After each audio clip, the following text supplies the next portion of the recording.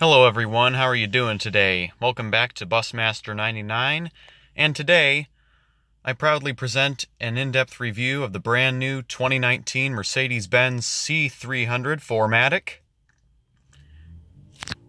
Without further ado, let's start up the engine.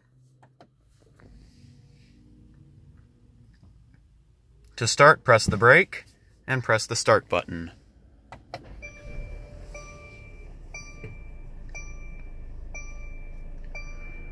This model in particular has the optional LCD driver's display, controlled through the gesture controls here. If you swipe right, you can change what you see on the right side. You can go between the tachometer, navigation, eco display, distance from start, and tachometer with the G-force display, which also displays the pound-feet of torque that you are currently executing. And from here you can go between your distance from reset, your odometer, range to empty, eco display, distance from start, and once again from reset. And they've moved the numerical speed readout to up here permanently. Cruise controls are right here. Cancel, resume, set. You can also go in increments of 1 or 5. That's what the detents are for. You can turn the adaptive cruise control system on and off, and that's what this icon is here. This has a 9-speed automatic transmission carried over from the previous facelift. Foot on the brake and pull all the way down for drive. Up half for neutral. And when you put the transmission in neutral, you get this warning reminding you to put it in park when you're done. Reverse, and you do have a backup camera with guidance lines when you turn the steering wheel. To go to neutral from reverse, click 1 down and push the button on the end for park. And then when you either open the door or switch the engine off after putting it in park, the parking brake will automatically apply. But the manual control for that is down here. You push to set and you pull to release. All 4 windows are fully automatic, as you would expect.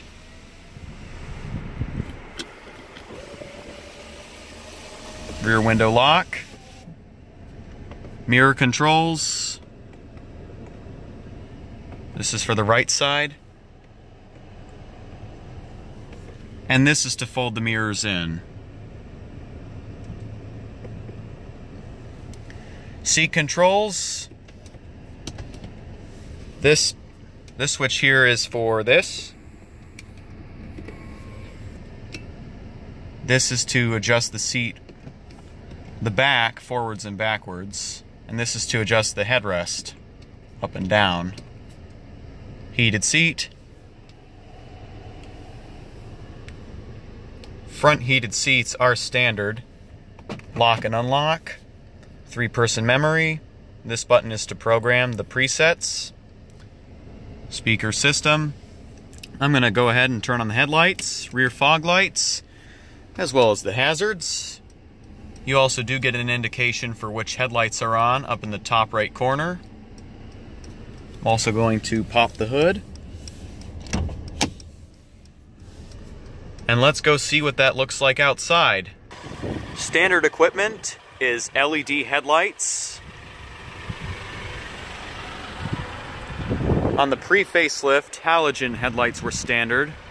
Now they've eliminated that, so you can only get LEDs on this car, which is a good thing. You can opt for adaptive LED headlights with automatic high beams, if you so choose. So this is a new engine for 2019. It puts out 255 horsepower maximum. It's a 2-liter turbocharged, much like the previous engine, but it's a whole new engine. LED side turn signal mirrors as you would expect. New tail lights. Rear fog light. And if you notice, this pattern here, it looks like a C. Perfect for this facelift.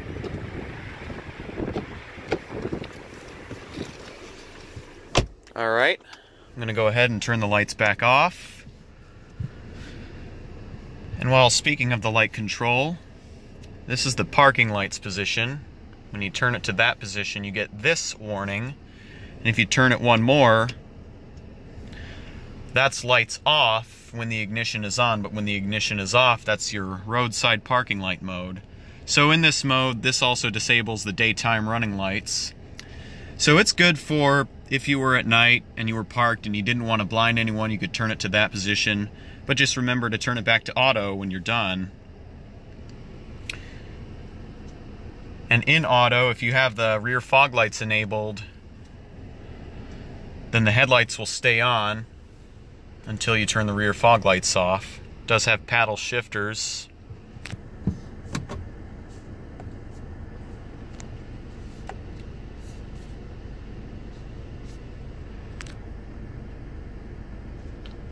You pull the right side paddle shifter to go back to automatic, or you can just do that.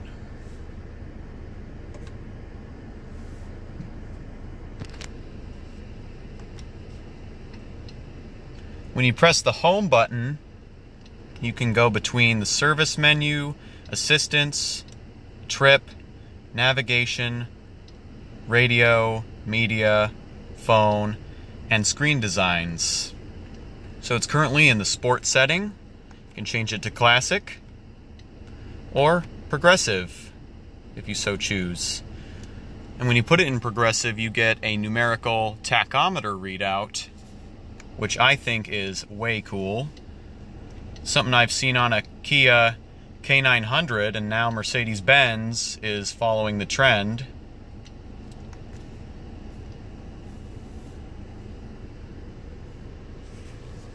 And then on the right side, this controls the right screen.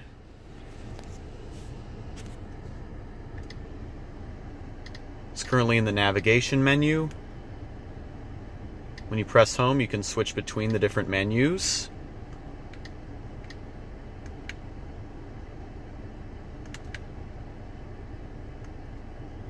I'm going to go ahead and configure individual. So you have 5 different driving modes to select from: Eco, Comfort, Sport, Sport Plus, and Manual. You can also set the steering and the traction control.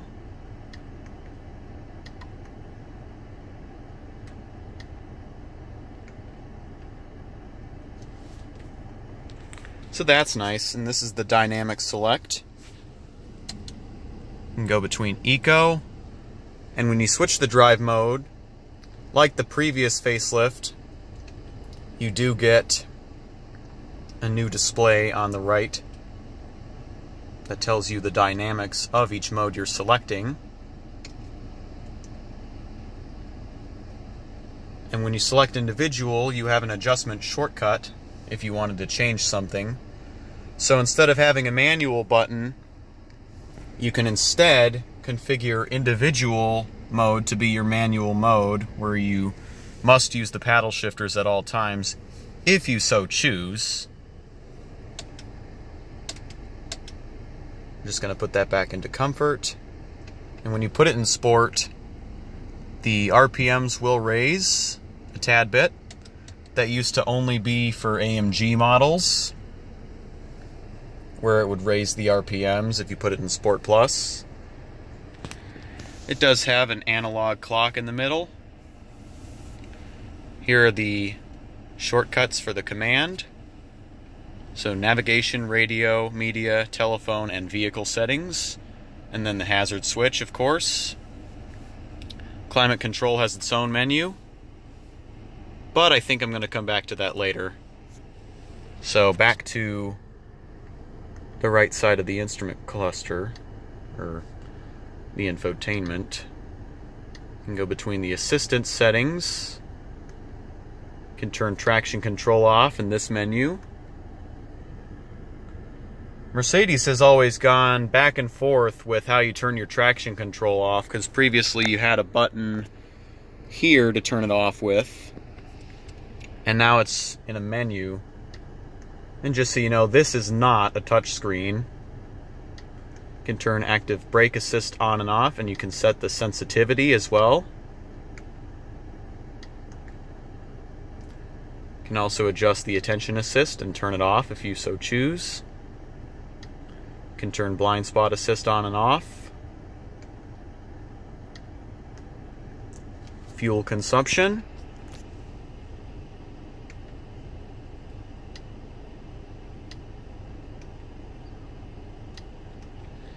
You can adjust your light settings. You can turn the daytime running lights on and off.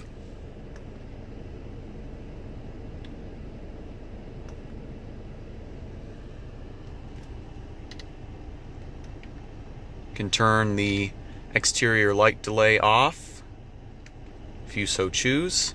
Same with the interior lights.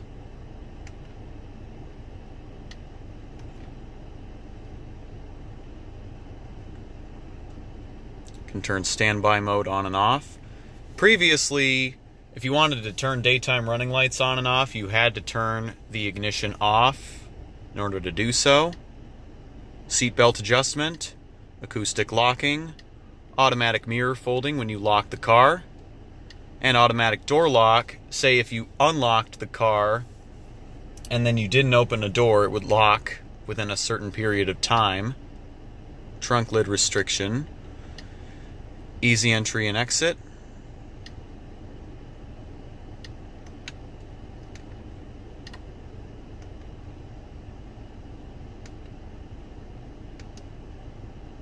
You can also call up the in-vehicle operator's manual.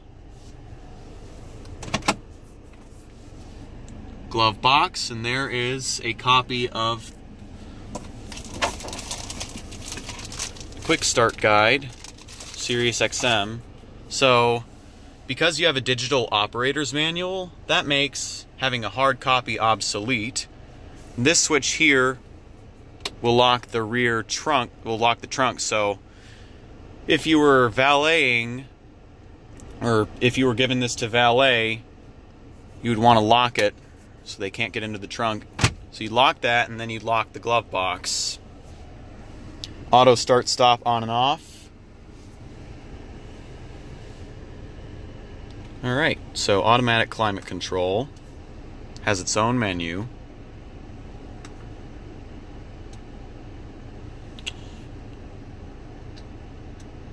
And you can also use the knob or the touch selector if you didn't want to use the steering wheel controls.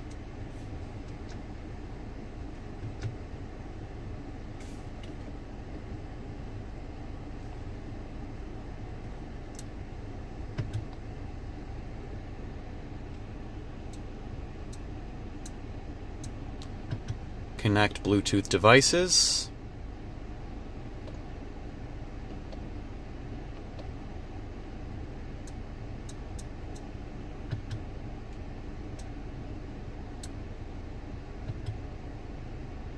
You can also change the designs of the driver's display in this menu.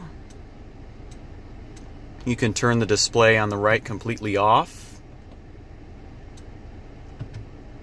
You can also switch between the day and night designs, or you can just leave it in auto.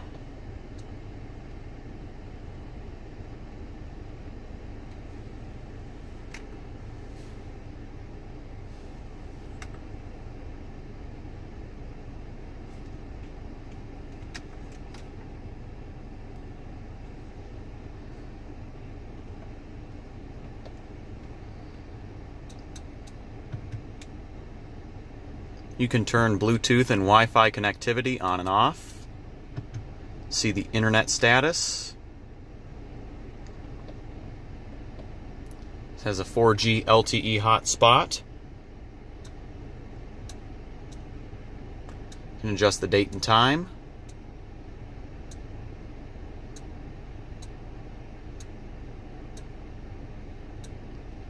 format system memory.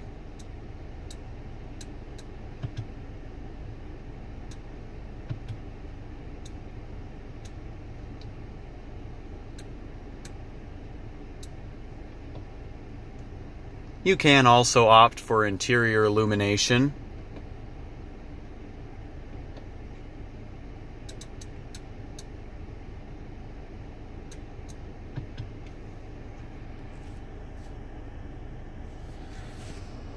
You push this into mute. And then here's your home shortcut. And then the power button turns the command system on and off.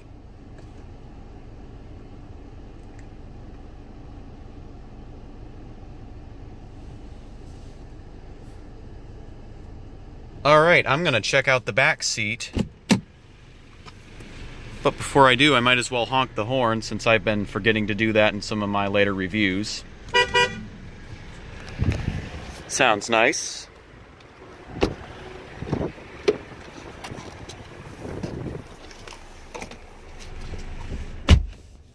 Does have rear ventilation, automatic window control, but I'm not going to roll it down because the window sticker is there. Don't want to mess it up. Rear interior illumination. I'm going to fold that down. And here are the cup holders. And some storage.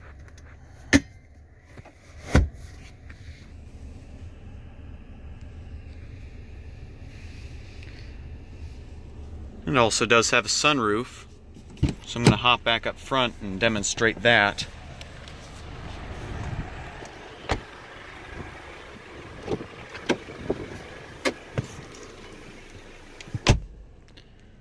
So here's the emergency SOS. It's a two-step procedure. You flip that open and then you push the red button.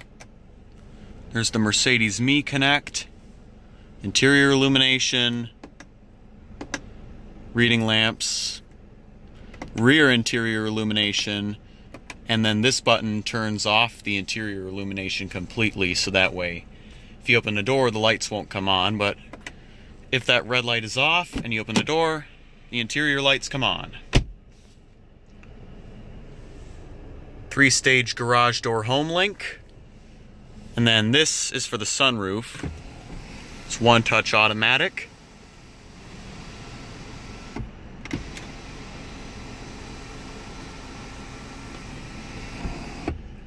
You can also opt to have this be power folding.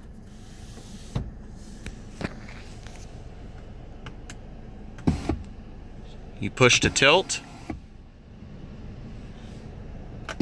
You pull down to close. Takes a while to get used to. Sunglasses compartment. Alright, I think that pretty much wraps up this tour. Hope you guys enjoyed. Stay tuned for more. Peace out. Leave a thumbs up if you enjoyed. Subscribe for more if you're new. Turn on post notifications. Do what you do best. And have a Merry Christmas, y'all.